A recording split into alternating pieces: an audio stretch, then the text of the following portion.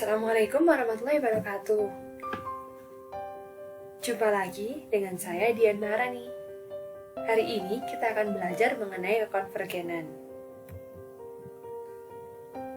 Pernah nggak sih kalian melihat semut yang berkerumun mengelilingi gula, madu, atau makanan, remah-remah makanan? Nah, kalau kalian lihat nih, misalkan ini adalah makanannya, maka nanti di sekeliling makanan tersebut pasti akan banyak semut yang berkerumun. Misalnya ada yang masih perjalanan menuju ke makanan tersebut, atau dia masih berkeliling aja di antara kerumunan itu. Nah, ternyata gerombolan semut ini mirip sekali dengan kekonvergenan barisan. Jadi kalau misalkan kita asumsikan ini adalah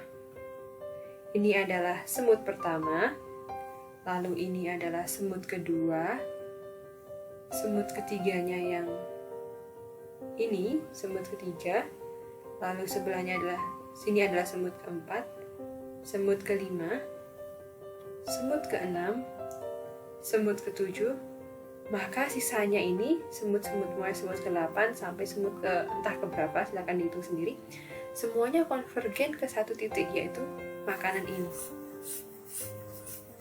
Nah, itu tuh contohnya kekonvergenan dalam kehidupan sehari-hari. Tapi kalau di dunia matematika gimana dong? Nih, kalian masih ingat nggak kekonvergenan barisan di garis bilangan real? Kalau kekonvergenan di garis bilangan real, entah itu di mata kuliah kalkulus atau di analisis real, kalau kalian ingat, suatu barisan xn dikatakan konvergen ke X jika memenuhi, biasanya tuh ada dua nih, limit xn sama dengan X untuk n yang menuju tak hingga. Ini kan sebenarnya nama lainnya ya. Atau secara definitif, definisi limit aja, untuk setiap epsilon positif ada n besar bilangan asli, ada bilangan asli n, sehingga untuk n yang lebih besar dari n besar berlaku xn ini jarak antara xn dengan x itu kurang dari epsilon. Ini kan? Nah, kalau di ruang metrik ternyata maknanya serupa. Untuk xn yang ada pada ruang metrik x, d, xn itu dikatakan konvergen ke x jika memenuhi limit xn sama dengan x untuk n yang menuju hingga ya. Atau untuk setiap epsilon positif ada n besar bilangan asli n besar, sehingga untuk n yang lebih besar daripada n besar berlaku xn itu ada dalam bola x, epsilon. Masih ingat kan bola itu kayak gimana? Nah, jadi kalau misalkan di garis bilangan real, di R2 aja ya. Di R2, iya benar di R2. Itu saya asumsikan suku pertamanya ini nilainya 1. Sini 1 ya. Suku keduanya adalah 0,5. Suku ketiganya 0,8. Suku keempatnya 0,6. Suku kelimanya di bawahnya lah ya, di bawahnya 0,8. Tadi X3-nya di atas 0,8. X5-nya sekitar 0,8. X6-nya 0,6-an. X7 di bawah 0,8, X8 di atas 0,6, dan seterusnya. Ini naik turun dan seterusnya. Ternyata semakin lama barisannya semakin menuju ke 0,7 gitu kan. Artinya kalau misalkan di sini kita punya bahwa limit dari xn untuk n yang menuju tak hingga adalah 0,7. Dengan kata lain, untuk n menuju kota hingga, nilai suku-sukunya itu semakin mendekati garis yang hijau-hijau ini. Nah, kalau misalkan kalau misalkan di R2 ya. Nah, kalau di ruang metrik ternyata ini tuh jarak di sekeliling garis hijau ini bisa diasumsikan itu kan artinya titik-titiknya berada di sekitaran sini kan. Nilainya itu ada di sekitaran sini. Nah, kalau misalkan di ruang metrik ini tuh diganti dengan bola x, epsilon. Jadi di sini nanti 0,7 ini berlaku sebagai x-nya, epsilonnya itu adalah ini sekeliling ini. Ini epsilon. Gitu. Oh ya, kalau berlaku demikian kan disebut konvergen. Tapi kalau ternyata dia tidak konvergen, dia disebut sebagai divergen. Jadi barisannya adalah barisan divergen. Ya, definisinya ya tidak konvergen. Divergen itu tidak konvergen, itu aja. Ada lagi yang namanya terbatas. Ini kalian lihat, sebenarnya bak mandi ini terbatas loh. Saya sebut terbatas karena kalau kita masukkan air di sini, selama airnya nggak ke atas ya, nggak tumpah-tumpah, selama airnya masih dalam batas sekian aja ya, maka air ini tuh ya nggak tumpah-tumpah gitu loh, nggak akan tumpah kemana-mana. Dia tuh ya akan berada mentoknya itu sejauh dari sini sampai sini gitu. Gitu kan? Dan paling pendeknya ya cuma sekian gitu untuk bak ini. Nah, dalam dunia matematika juga serupa. Satu himpunan M disebut terbatas jika diameternya dilambangkan sebagai delta M ya, di mana diameternya itu adalah supremum dari jarak x, y, untuk x, y-nya itu x dan y-nya ada di M. Dan kalau diameternya berhingga, artinya dia terbatas. Kalau kita asumsikan dalam bak ini ya, X sama Y itu titik-titik yang ada di dalam bak. Artinya ya, dan juga mungkin di pinggirnya, dan juga di pinggir-pinggirnya ya, bukan mungkin, dan juga di pinggir-pinggirnya. Artinya, M itu adalah himpunan, kalau di sini saya tulis, M itu adalah himpunan air plus baknya. Nah, dia terbatas karena jarak antara anggota-anggotanya maksimum itu ada di sini. Nih, saya gambar lagi. Maksimum ini kan, supremumnya itu ini, batas atasnya. Dan ternyata batas atasnya ini dapat kita ukur berapa panjangnya, dan dia pasti berhingga. Kalau nggak berhingga, namanya lautan. Gitu. Kalau bak mandi, terbatas. Sekarang saya punya beberapa lema. Lema yang pertama adalah lema keterbatasan. Lema keterbatasan ya silakan dibaca sendirilah ya. Intinya lema keterbatasan itu mengatakan bahwa kekonvergenan itu nilainya tunggal, dan kalau ada dua barisan yang konvergen, maka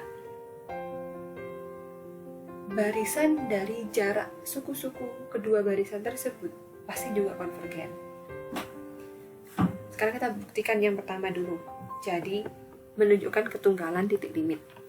Kita asumsikan ada himpunan, ada barisan.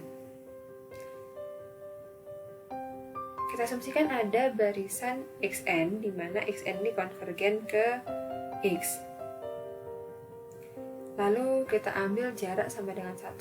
Ini tujuannya ya kita ambil xn-nya konvergen ke x dan xn-nya konvergen ke z. Kita akan tunjukkan bahwa x sama dengan z ya. Tapi untuk mencapai ini kita ambil dulu epsilonnya sama dengan 1. Kemudian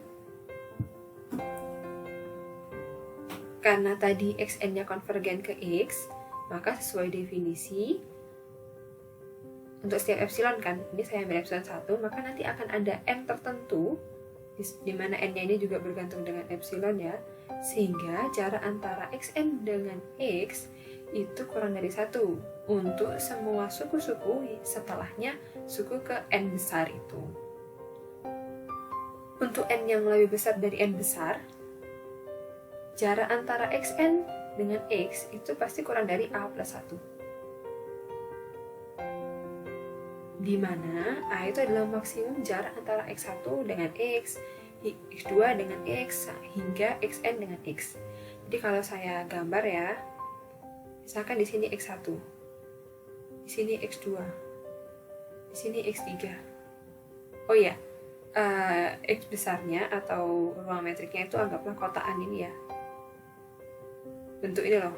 Ya inilah ya. Ini. Sekian deh. Sekian ini misalkan x-nya. Lalu di sini x4, misalkan seperti ini. x5 di sini. Nah, mulai dari suku ke-6, x6, x7, x8, x9, dan seterusnya, dia ini akan semakin mendekat ke arah x. Ini x-nya. Semakin mendekat aja. Namanya barisan konvergen, dia akan semakin menuju ke satu titik kan. Di sini dalam hal ini adalah x. Lalu tadi untuk step pertama kita ambil epsilonnya 1. Epsilon itu adalah jarak dari x. Nih, jaraknya itu 1, persatuan. Epsilon dimana sama dengan 1 ya. Lalu karena tadi berdasarkan definisi barisan yang konvergen berlaku yang kedua. Karena berlaku yang kedua, jadi mulai dari suku ke-6, n besarnya itu 6 ya, maka jaraknya dengan x itu kan semakin dekat kan, kurang dari 1. Nah, untuk semua suku di xn itu kita pilih a itu adalah jarak terjauh antara x yang di luar 1 ini ya, x1 hingga x5 ini, itu A-nya. Dalam hal ini, jarak terjauh adalah ke x4. Maka ini adalah A-nya. Kalau seperti itu, maka berlaku untuk semua n, pasti jarak antara xn dengan x ini kurang dari a plus 1. Kurang dari ini, a ini, ditambah 1 lagi. 1 itu jaraknya yang ini. Tambah 1. Pasti dong, dia akan berlaku seperti itu. Nah, karena berlaku seperti ini dan A ini terbatas, ini kan jumlahnya berhingga. Kalau berhingga pasti ada terbatas kan? A plus 1 berarti dia pasti terbatas. Maka xn terbatas.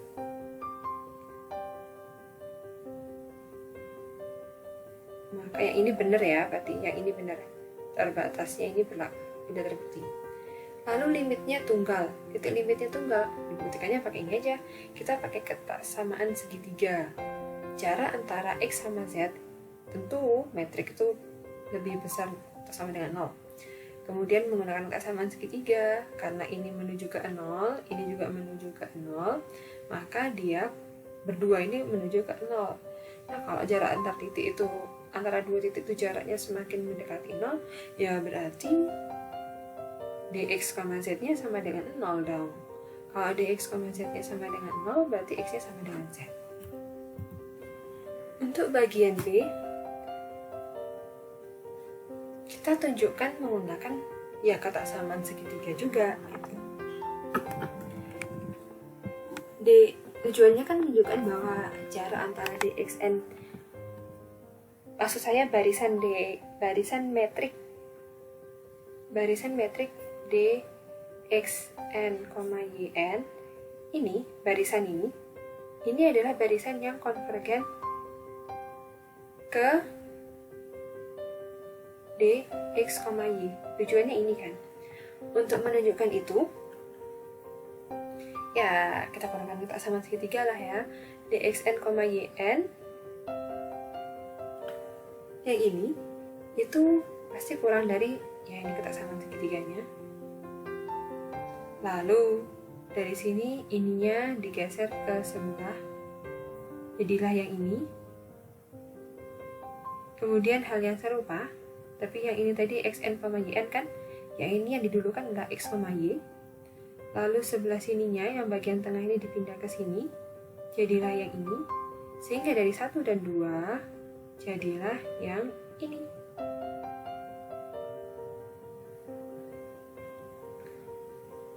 Nah, karena xn, x ini menuju ke 0, yn, y ini juga menuju ke 0, konvergen ke 0, maka nilai mutlak ini akan konvergen ke 0 saat n tak hingga. Artinya dxn, yn ini konvergen ke dxy. Terbukti. Sekarang kalian pernah lihat pasar kan? Atau pernah ke pasar kan? Utamanya pasar tradisional sih. Kalau nggak pasar tradisional pun bazar deh. Nah, ini adalah pemandangan dari foto pasar di Salatiga semenjak adanya physical distancing itu. Sejak adanya kebijakan physical distancing. Kalian lihat ternyata orang-orang tuh semuanya menuju ke pasar. Bagi yang berkebutuhan ke pasar ya, mereka menuju ke pasar, tapi mereka tidak pernah menuju ke satu titik. Karena ya setiap orang punya kebutuhan yang berbeda-beda. Kayak si ibu ini menuju ke tukang sayur yang ini, atau tukang ikan, entahlah. Terus bapak ibu ini sedang bersihkan bapaknya. Kemudian si bapak dan ibu bapak ini sedang merapikan gerobaknya, dan seterusnya. Semua orang memiliki keperluan masing-masing, tidak menuju ke satu lapak, tapi mereka saling berdekatan. Walaupun nih ada jaraknya 1,5 hingga 2 meter ya, tetap aja mereka jaraknya berdekatan dibandingkan dengan yang berada di luar area pasar. Ternyata keadaan ini itu serupa dengan keadaan barisan Cauchy. Kalau kalian ingat, barisan Cauchy itu adalah barisan yang saling berdekatan, tapi tidak pernah menyatu. Layaknya kalian yang sedang jatuh cinta dengan si doi, tapi cintanya entah deh bakal bersatu apa enggak nih. Kalau konvergen mah, kalian akan bersatu dalam satu titik. Bersatu dalam satu titik.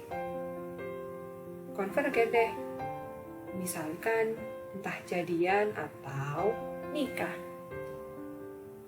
Nah, kalau misalkan cuman deket aja kayak gini, namanya apa dong? Friendzone. Ada yang pernah berada dalam posisi ini? Nah, inilah yang disebut dengan barisan Cauchy. Serupa dengan friendzone ya. Jadi mereka tuh suku-sukunya semakin lama itu semakin mendekat. Tapi belum tentu bersatu. Cuman dekat aja pokoknya. Pokoknya cuma dekat. Entah sebagai teman, entah sebagai gebetan selamanya, entah jadi sahabat, entah jadi apa itu. Kalau dalam matematika definisinya adalah untuk setiap di xn pada ruang metrik x, d didefinisikan sebagai barisan Cauchy, dikatakan sebagai barisan Cauchy jika memenuhi untuk setiap epsilon positif ada bilangan asli ya, bilangan asli n, untuk bilangan itu positif, sehingga untuk suku-suku setelahnya n, jarak antara suku-suku tersebut kurang dari epsilon. Jadi kalau misalkan ini saya katakan bahwa epsilonnya itu sekian. Ini di garis bilangan, ini di R2, maaf saya ini ada di R2 ya. Ini ada di R2. Nah, kalau misalkan kalian lihat ya kemarin tadi, kalau misalkan konvergen itu cuma membutuhkan satu bilangan aja, n yang lebih besar dari n, dan di sini bukan xm tapi di sini xn ya. Ini xn, x. Nah, kalau Cauchy ini xm, xn.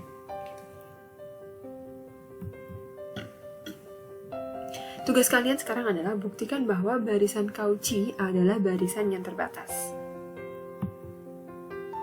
Berikutnya adalah definisi lengkap. Suatu ruangan disebut sebagai ruang yang lengkap dalam arti ruang metrik ya.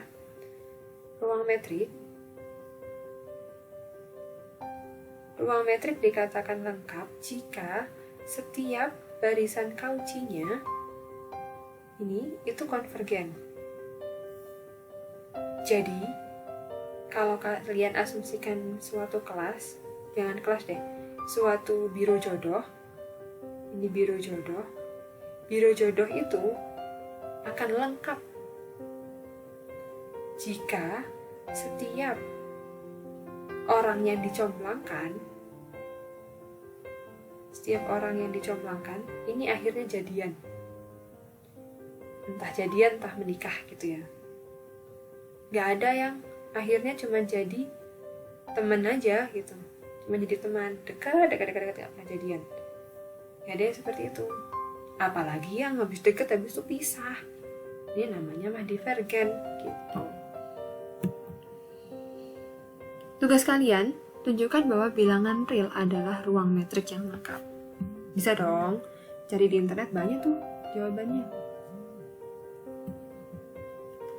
Saya ada teorema lagi, yaitu teorema kekonvergenan barisan. Teorema ini mengatakan bahwa setiap barisan yang konvergen itu merupakan barisan Cauchy. Maaf, di sini ada salah ketik. Barisan yang konvergen merupakan barisan Cauchy. Buktinya adalah, ya kalau misalkan Xn adalah barisan yang konvergen ke X, ini definisi aja ya. Tapi di sini kita nggak pakai epsilon, tapi pakai epsilon per 2. Tujuannya nanti ada di bawah. Lalu kita gunakan kesamaan segitiga untuk M dan N yang lebih besar dari N yang ini, maka berlaku seperti ini. Nah ini kan udah deh, jarak antara Xm dan Xn itu kurang dari epsilon, jadi Xn adalah barisan Cauchy, selesai. Tapi kalau barisan Cauchy konvergen nggak ya? Coba deh kalian cek. Ada teorema berikutnya adalah teorema tutupan dan himpunan tutup. Teorema ini menyatakan bahwa kalau misalkan M yang terkosong ya adalah himpunan bagian dari ruang metrik X, D, lalu M tutup itu tutupannya M. Nah yang pertama dia menunjukkan bahwa jika X itu adalah anggota dari tutupan M, maka pasti akan ada barisan yang mendekati X. Ini adalah himpunan tutup M. Kalau X-nya ada di situ, di X, maka pasti akan ada barisan yang menuju ke X, yang konvergen ke X. Jika dan hanya jika ya. Yang kedua, M tutup jika dan hanya jika berlaku keadaan demikian. Buktinya, kita buktikan yang A dulu. Misalkan X adalah anggota dari tutupan M. Berarti, pilihannya dua dong. X itu anggota M, atau X adalah titik akumulasinya. Ini ada di subbab sebelumnya ya. Silahkan dilihat lagi materinya, atau silahkan melihat video saya sebelumnya. Kemudian, kalau misalkan memang X itu adalah anggota M,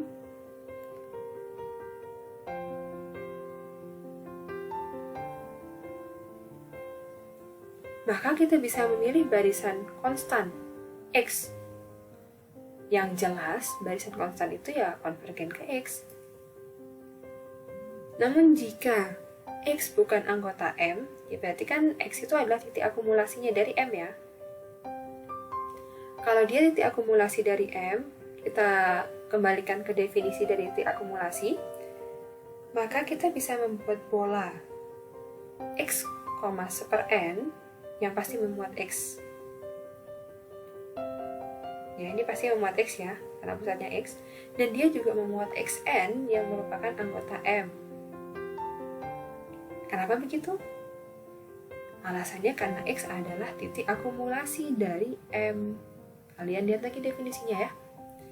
Nah, barisan xn ini itu tentu akan konvergen ke x karena seper n ini konvergen ke 0 saat n-nya tak hingga. Artinya bola x, seper n itu kan gini. Ini x-nya. Pertama jaraknya 1. Kemudian jaraknya setengah.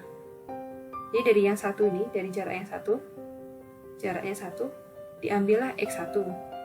Dari yang jaraknya setengah, diambillah x2. Dari yang x jaraknya sepertiga, diambillah x3. Dan seterusnya, lama-lama titik ini akan lama-lama x1, x2, x3, x4 dan seterusnya akan menuju ke x0. Itu. Jadi kita sudah menemukan barisan xn nih yang konvergen ke x. Sebaliknya, karena xn adalah barisan di M dan xn konvergen ke x, maka haruslah x itu anggota M. Ini berdasarkan definisi kekonvergenan ya. Untuk definisi konvergenan, pastikan bahwa titik konvergenannya itu adalah anggota dari X besar, anggota dari himpunan semesta pembicaranya.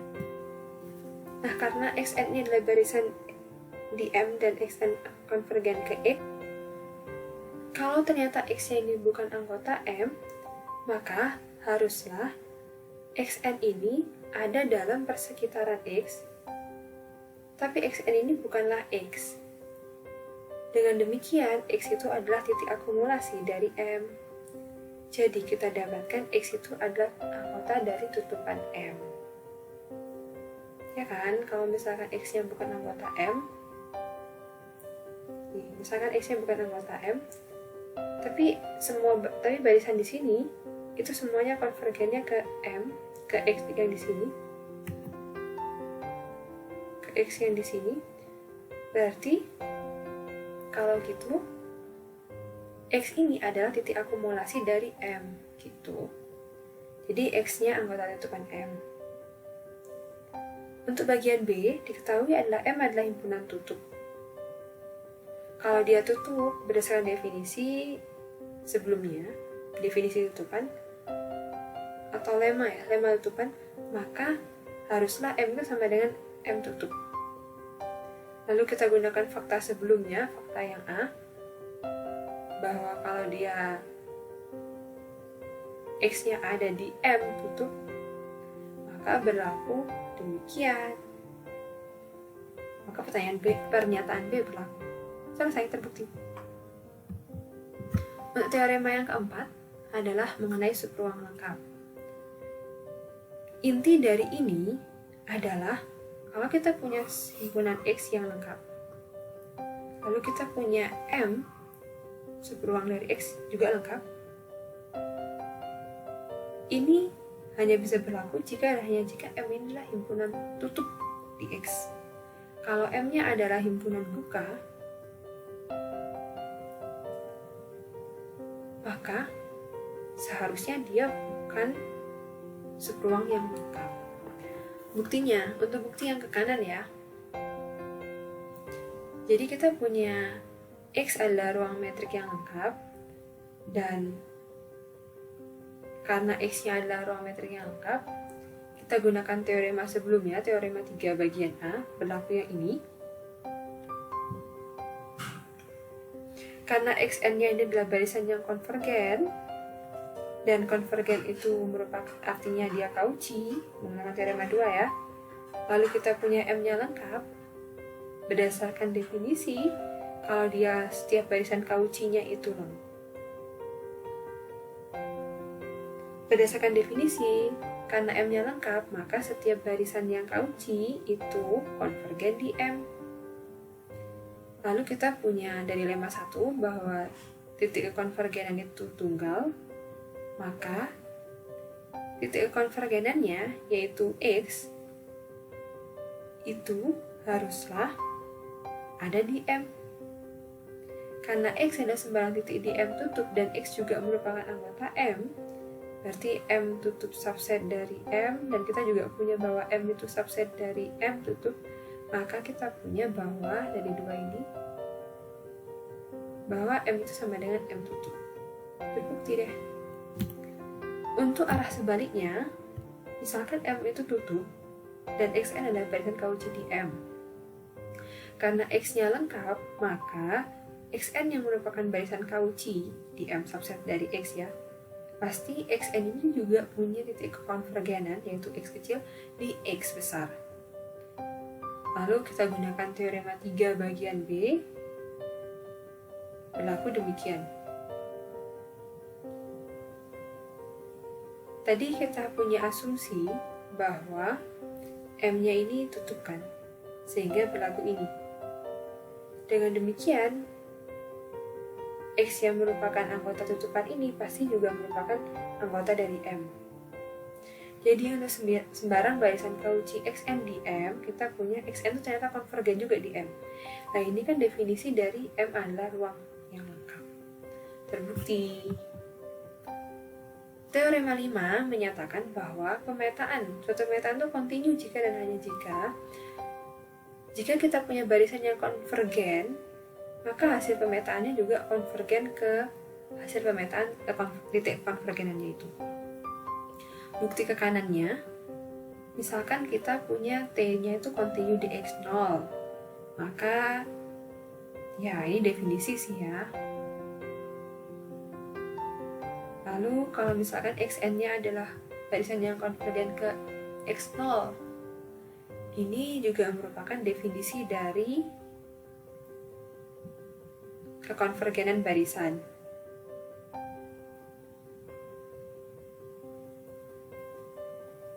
Lalu